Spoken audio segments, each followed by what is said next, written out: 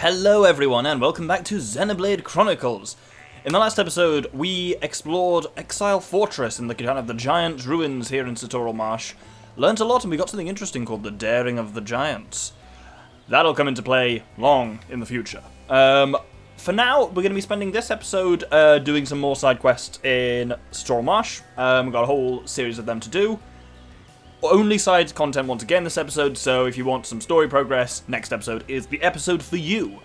But we'll start here with Bokoko. After we save Catcher from Exile Fortress, he will offer this quest line. While Catcher offers the Giant's key quest line, Bokoko will just offer this single quest. Bokoko want make camp, but not have enough materials. Bokoko old, knees hurt and arms hurt. Bokoko no can gather. You all look so young and strong. Bokoko want you to find bedding. Bokoko give you reward. Bokoko just want to rest his old bones. Nopon is so fluffy anyway, can't you just sleep where you are? That not good. Ground here not comfortable. Bokoko sometimes want to sleep with soft duvet like Hom Hom. I suppose so, travelling is so tiring. I miss my nice soft bed too. So this gives us making camp. We've just got a ton of stuff to gather around Satoral Marsh. Glowing Upa seeds and fancy wolf hides and materials from their respective monsters. Then feather leaves and wool rocks are... what are they called? Collectibles. So we'll be doing this in the background of basically most of this and next episode, just as a thing to do. I won't actively focus on it for quite some time. Maybe Bokoko should think about retiring soon. I just need soft bed now. No problem, leave it to me. So we've got 2 of the fancy wolf hides already, that's handy. And 2 wool rocks already, there we go. That's just something to have on in the background. What we need to do is go... oh, that'll be one of the collectibles from that. Here is our kind of target, but to get there is or is it here? No, there, it is up there. We're going to start off by heading to the glowing obelisk. And then we basically just, we want to head up this way. Because this leads us to a strange little man. Oh, there's some ogre bonnets and ether bonnets. Oh, the bonnets are going to see me. Here to see me. Although these aren't bonnets, these are bunniers. They're exactly the same as bonnets, they just have a slightly different name. This game's pretty big on its palette swapped enemies. You'll start to see them fairly swiftly as the game kind of goes on. There we're seeing the quest. That's what was throwing me, is it wasn't one of the red ones. It's actually, because the red ones are markers for quests you already have. So all of those things are either collectibles or enemies that'll drop collectibles. Oh my god, why is everything attacking me? I'm like level 31, these are like level 25 enemies, it's not on. But white exclamation marks are quests you have yet to obtain, because this is a new area. This is the Nopon Refuge. And ooh, Shulk's learned it. Oh, is this a handy one? It is a handy one. So this is Battle Soul. You sacrifice half of your current HP, whatever it is, but you fill the talent gauge 25%. If you need to quickly charge the Monado to fire off shield or something like that, or to fire off enchant, Battle Soul is real helpful. Can we actually meaningfully level it up at all? What does leveling it up even do? Oh, it fills the talent gauge more and reduces cooldown. Yeah, let's slap a level in there. It's handy, as I say, for emergencies. So here in the Nopon Refuge is, of course, a Nopon taking refuge with his face in the ground. This is Zazadan, and he's going to be our focus for most of this episode. Oh, Zazadan no can stand anymore. So hungry, tummy rumbling, and thirsty as well. Sounds like you've got a problem. Oh, who are you? Why are you here? What you want with Zazadan? Glowing monsters, regular monsters attacked Zazadan near a glowing obelisk. Zazadan escaped, but hurt no can move anymore. Now Zazadan no can go and find food. Zazadan not eaten for days. Can you help Zazadan, please? Are you sure you're alright? You look in a bad way. At first Zazadan slept, keep hungry feeling away. But now it's too difficult to sleep. Why were you attacked? Wouldn't the monster stay away from the glowing obelisk? Anyway, now's not the time to think about such things. Alright, Zazadan want you doing things to eat and drink. So this is preventing starvation. Collect 2 twin flammy eggs and 5 lemon stones from around the place. Zazadan no can speak anymore. Please, save Zazadan. No problem, leave it to me. So, we've already got 3 lemon stones, which is pretty good. We'll start off with... wow, there's a lot of things to gather around here. I'm reckoning somewhere around here will be our flammies we want, which will drop the flammy eggs. Again, you have to murder flammies to get eggs, which doesn't quite seem right, but there we go. I'm going to kill some Upas while I'm here, because these drop Upa things that I need for Bokoko. So there's a little group of flammies here who I will take on for their eggs. Oh, that's 1 twin flammy eggs. Confusing. And there's our second twin flimmy eggs. 2 eggs laid simultaneously, one holds the yolk, the other the white. That's weird. I thought it was going to be like a double yolker or something like that, but no, it's like an only yolker, which is much more unwholesome. With that, we need to get lemon stones. They can be got from collectibles, but the best way of doing this is to trade. Let's head back via these Oopas to the Nopon camp. That's one of our glowing Oopa seeds for Zezadan. Only 4, good lord. Could you teach me how to use a rifle sometime? So that's how it is. Given up the sword already? No, that's not it at all. Oh, let him have a go, Dandan. I do really enjoy the kind of post-battle interactions they get like that. So here, our good friend Catcher, who's now been saved from the Ignis, is a very handy source of a number of things we need. We can buy, first off, lemon stones from her, which we need, and if we try and overtrade, if I've got anything that can, Dawn Dice, will that do it? Maybe not. Pauper's Cup probably will. If we trade a lemon stone for a Pauper's Cup, then we also overtrade her. And she'll give us a fancy Wolf hide that we need for making camps. We've actually completed that objective of making camp. So I will just get my remaining lemon stones from her by trading whatever I have the most of. There we go. We have done the lemon stones for preventing starvation. Oh, we've got fancy Wolf hide there as well. Oh yeah, I only needed to overtrade by 1,300. I didn't read my own notes for a change. Clearly says, well, what does that mean? It says overtrade 1,350 for Wolf hides, brackets 5,310 worth. I don't know what the 5,310 is, and I was trying to overtrade by that much, but who knows? Past Doctor is a mystery sometimes.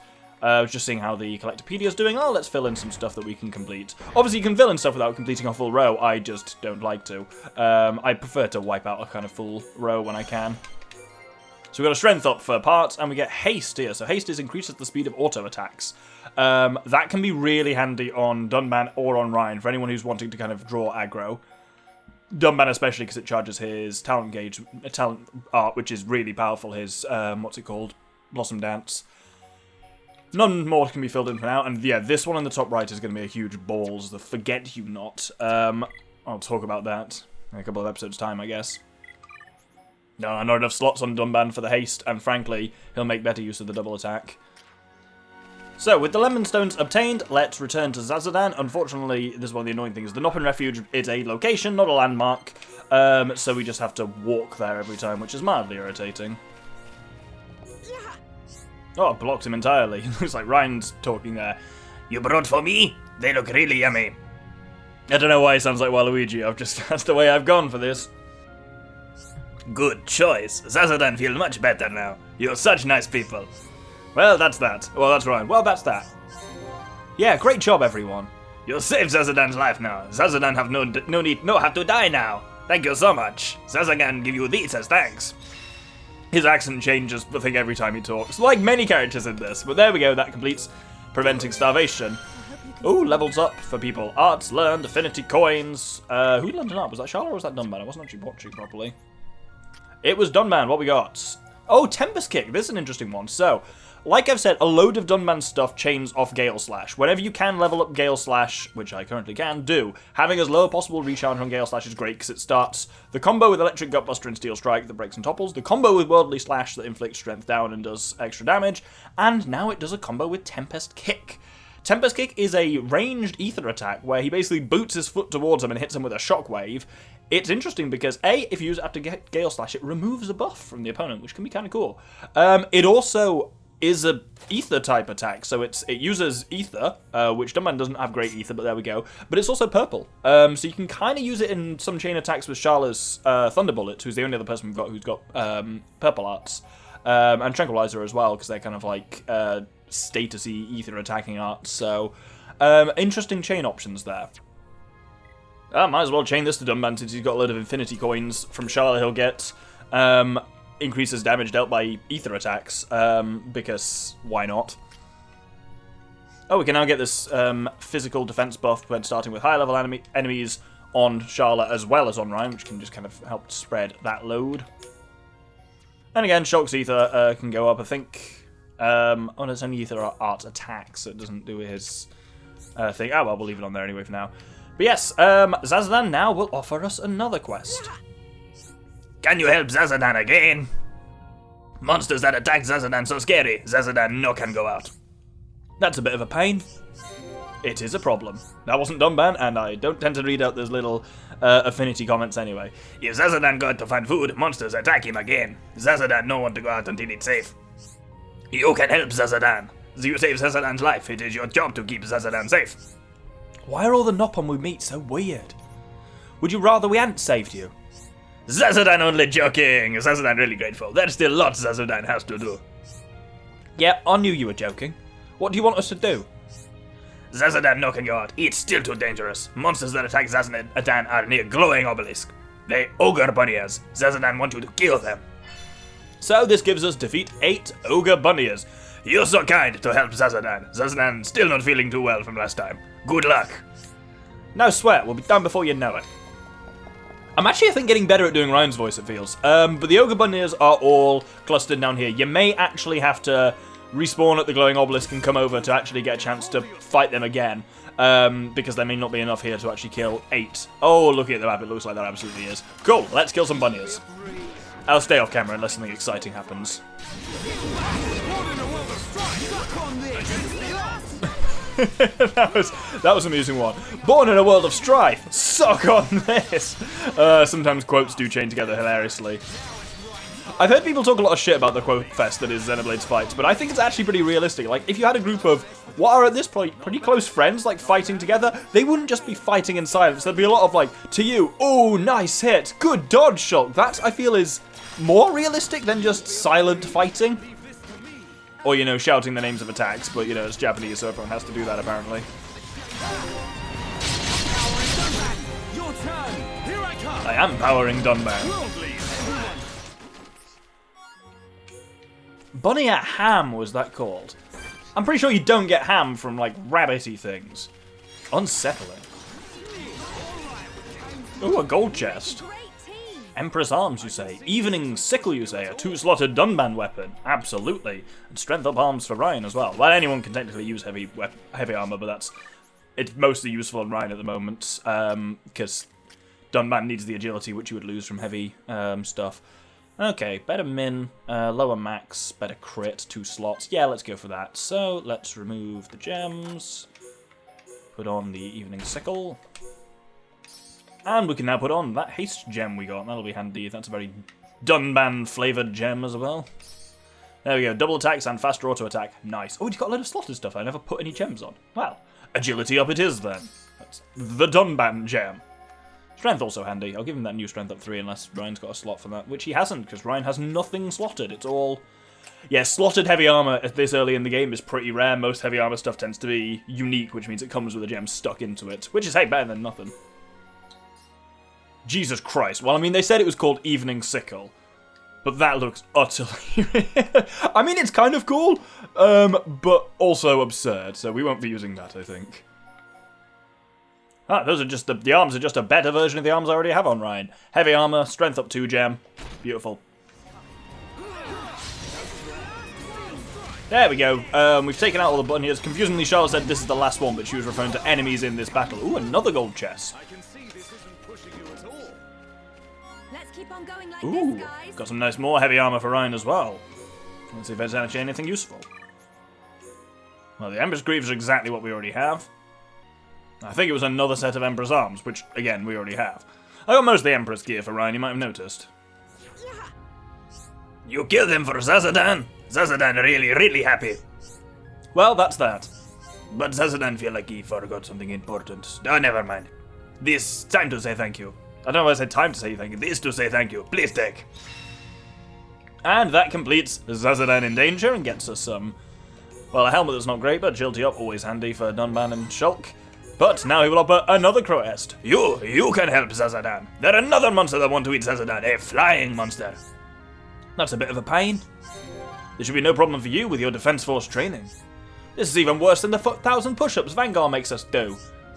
Zazadan really don't want to make all this trouble. Flying monster even better than bunnies you killed. It will come eat Zazadan. Zazadan not feeling well. Zazadan in big danger. You all out killing bunnies must have seen big flying monster.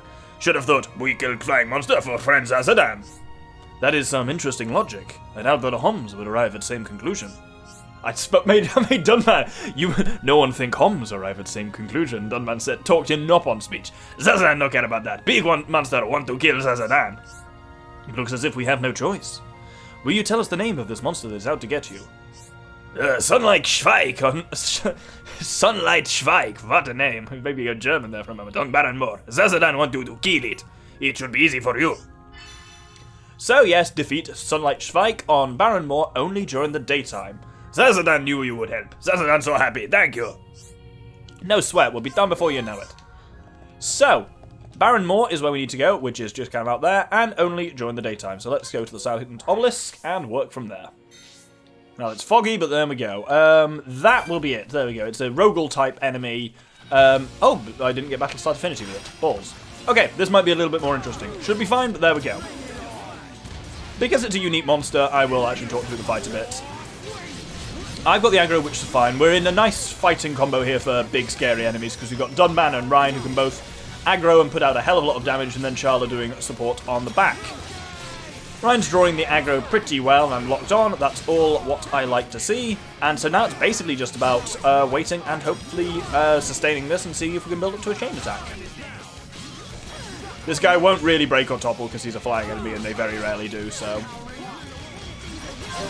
Right, now time for the chain attack. We will start with the sword drive on Ryan. Just get that hit straight in. Dunman's Worldly Slash will be nice. And then we don't get the chain, but Charla will get super effective Thunderbolt because it's a flying enemy. What is it about Thunderbolt and fire enemies? I've gone into fucking Pokemon mode. Excellent, let's just continue. This isn't going to be too much of a challenge, I don't think. Oh, we're getting a vision. Interesting. Heavy Crash 2 on Ryan. We haven't got Shulk, so we can't do anything really about that. What am I going to do? Oh, it's going to hit Dunban. That's not great. Charla. Nope. Yep. What we need to do is put Shield Bullet on to grant damage immunity to Dunban.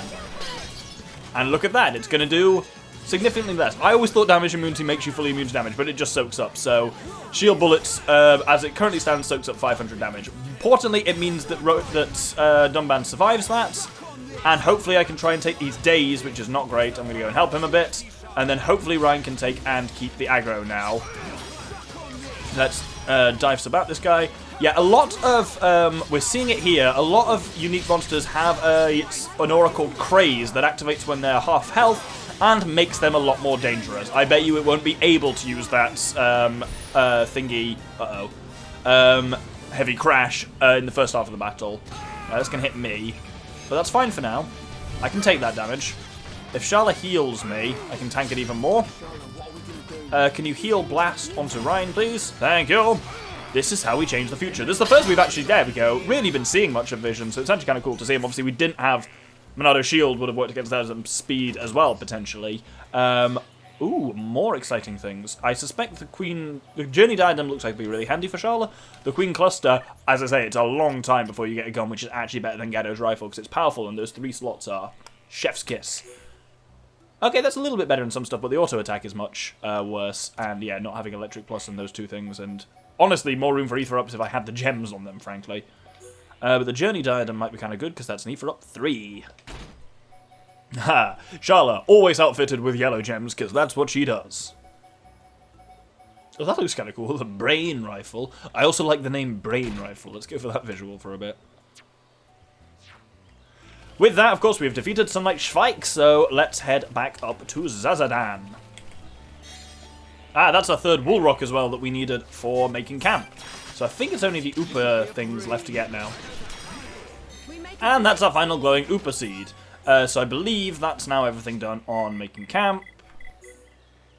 Oh no, still need 3 Feather Leaves, but they're just collectibles, so we'll see them kicking about when we do. Let's head back to Zazadan. Oh, Zazadan, know you could do it. There is nobody better than you to protect Zazadan in whole world. But Zazadan still no feel well. Why Zazadan feel so bad, even though he rests so much? Really strange. But now there is no more danger, thanks to you. Zazadan, so grateful. I'm glad everything worked out. Now Zazadan can rest in safety. You are the best. And that completes Zazadan, still in danger. But we aren't done with Zazadan. He still doesn't seem well enough. And he will indeed offer another quest.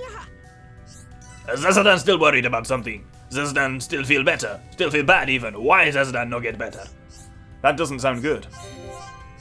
Maybe Zazadan ill? Zazadan want you to bring medicine. I have medicine, Zazadan. Do you really feel that bad? Don't you think you should go back to your people? Zazadan no can go. Zazadan feel too ill to go. You're right. Maybe if your wound got infected? Zazadan drink Nopon potion to make illness and injury get better. It should be outside of back exit of cave near Nopon merchant camp.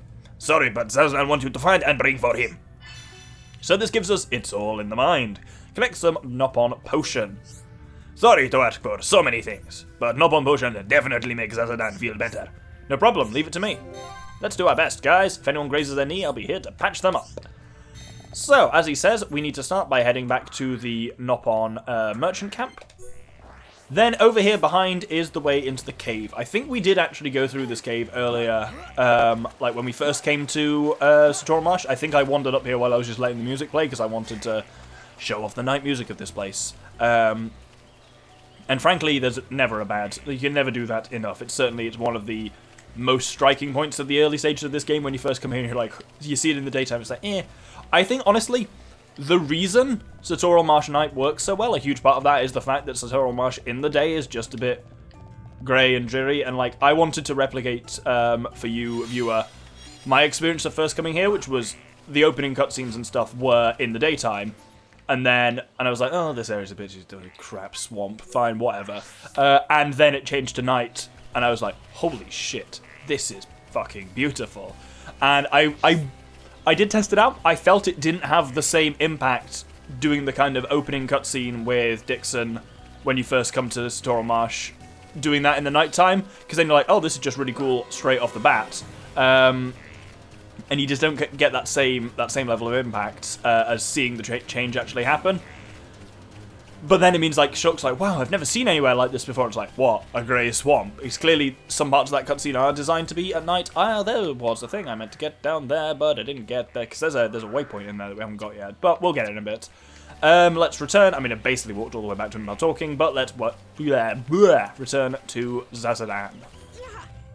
Yeah, it's Nopon potion. You found it. This makes Zazadan feel better. Now Zazadan have no more bad feeling. I'm glad everything worked out. Me too, a resounding success. Zazadan's so happy. Take this as thank you. So that completes It's All in the Mind, and gives us some stuff. Average gear, potentially useful gem. And Zazadan has one final quest for us. Yes, we're doing the whole Zazadan line this episode. Actually, we're not. There's more that we can't do beyond this, but there we go. Oh, you again. Thank you so much for always helping Zazadan much. I smooshed Mush in for another line. Now Zazadan feel good, like before. Do you know about a thing called a red pollen orb? Could you go into more detail? You no. Oh, you can use red pollen moth to make amazing thing. Here, Zazadan give you one. Try dipping it in shining pond. Maybe then something good happen. You certainly do seem excited. I would be lying if I said I wasn't intrigued. Great. Oh, once you see what it make, you want more and more. Is it really that amazing? I must admit that I've never heard of it before. Zazadan only telling you because he trusts you so much. So you should trust Zazadan. You will want to see amazing thing I want you to make. So this gives us a mysterious delicacy. Investigate the dark swamp's shining pond in Satoru Marsh. Zazadan knew you accept. This make you Zazadan's friends. No problem, leave it to me. Be careful, don't lose red pollen orb. So he gives us a red pollen orb, which we need to go and dip in the shining pond. Where is the shining pond, you ask? Well, first off, he said it's above the dark swamp. The dark swamp can be a bit dangerous, as we will see. So, if you want, it can be worth trading with Zazadan to get terrain defense. Reduces damage taken from the environment by a certain percent. Because this environment is going to hurt you. I don't think we'll need it, but there we go. I'm briefly going to go and just over to that cave we were in and grab another checkpoint, but it's not a landmark even, but it's not the one we're looking for anyway. So, popping out of this cave when I went and walked over there, we actually took it to the right here. There is a big old stinky looking tree over here. This is the crown tree, and this one looks particularly cool at night, but it's of course the middle of the day. But if we just get a little bit closer, This is indeed a landmark, the Crown Tree. Wonderful. With that, though, we don't need to be here. We need to go to the Dark Swamp, which is this area here, which we have seen and been relatively close to, but we've not actually properly investigated yet. It's called the Dark Swamp because it's purple. And we all know what purple means in video games. If you try and walk through the Dark Swamp, you start taking damage. And you'll take some... You won't auto-heal, and you will just steadily take damage. There's also poison brogs here, which I'm going to avoid. This is where you... Okay, terrain defense gems can be handy, because they will basically just block this damage from being taken. But frankly, it's not that bad, and us being out of the poison swamp for just a brief second there healed us back up. So let's head over to the other side. I think it does 5% of your damage with every hit, because 165 is 5% of 3,300, isn't it? Roughly. But yes, we've crossed it. There's a massive earth ether deposit, which we'll get to in a second there. But what we are looking for is up this cliff here. And if you were attentive, you will have noticed there's actually 2 quest markers up here. Don't know why I said 2 like that, but there we go. One of them is what we need. One of them is something else. But indeed, once we get up here, we will get a kind of cool view over Satoral, and we get to the Shining Pond, a secret area. So we got 2 things of use here. First off, we have got the Shining Pond itself, and we can dip a red pollen orb in it. I'll dip the red pollen orb into the water. And that gets us something that looks like food has appeared. Let's go back and see Zazadan. So that gets us the Highmore Caviar, a rare taste to make you jump. With that, we need to head back to Zazadan, but there's also this red item orb in the corner. This is, in fact, the final memento of the Lost Son. His nicked knife is up here. Perhaps this is as far as the Lost Son got. It's certainly the last of his mementos, so maybe he expired up near the Shining Pond. If you're gonna die somewhere on the way to the head of Bionis, glowing pond at Satoral at night, there are worse places, certainly. Anyway, I'm gonna go and just mine this ether deposit briefly. And then, with that, let's head back up to Zazadan. How was it? Interesting, right? Huh? Not really? Too bad. It looks like you don't understand how good this is. If you don't understand, give Zazadan Highmore Caviar. If Zazadan tried to attack it, tried to make it, monsters attack him. Zazadan, glad you made it. I'm glad everything worked out. That good. This so good. You don't understand. Zazadan no can help you if you don't understand. So, apparently something amazing. So the Highmore Caviar came out of the red pollen orb, but Zazadan is really happy. We've got a unique weapon for Dunman with a lightning attack. Wonder if that's any useful. Oh, he's leveled up anyway. Zazadan will offer us another quest, but we can't do it for now. It requires us to have access to a location we don't have, so we'll kind of get back there. We're starting to see a lot of the weird Nopon shit in this game, which is all kind of connected. Because there was the stuff with Daza and the kind of secret Nopon data, and now we're seeing the mystery of the red pollen orbs and the kind of Highmore Caviar. Believe me when I say this is all interconnected. There's basically one colossal branching chain of Nopon side quests that goes through to basically almost the end of the game, and we're starting to set the seeds for that even now. I'm going to see what we can do in the Collectopedia. We should be able to fill in most of it. Well, we can at least do another thing. There's still some more in nature and other ones, but we'll have a chance to do that before long. Next episode, we've got Lock on Resist. That's not particularly handy. Ooh, who's got skill trees to do? Oh, Dunman has got, the naked one. Let's not go for that. But agility when HP is half, very handy. Sharla has learned extends the range of long distance arts. That's really handy. And increases agility versus... Oh, let's put her on Perseverance for a bit. Oh, I was going to see what that weapon does for Dunman, the Pioneer. It's not as good as this one we have. What does it look like, though? Does it look better than the stupid Evening Sickle? No, it reminds me a little bit of the Death Sword from Twilight Princess. Jesus Christ, every time I see that, it's absurd. No, we'll stick with the Endymion type visual for now. But yes, so this episode we've done a lot of side questing around Satoral March. We've done the entire Zazadan side quest. Next episode we will be getting on and moving further into Satoral Marsh. So there will be new story content. You should all be very excited for that. Hope you'll join me then. Thank you very much, and good day.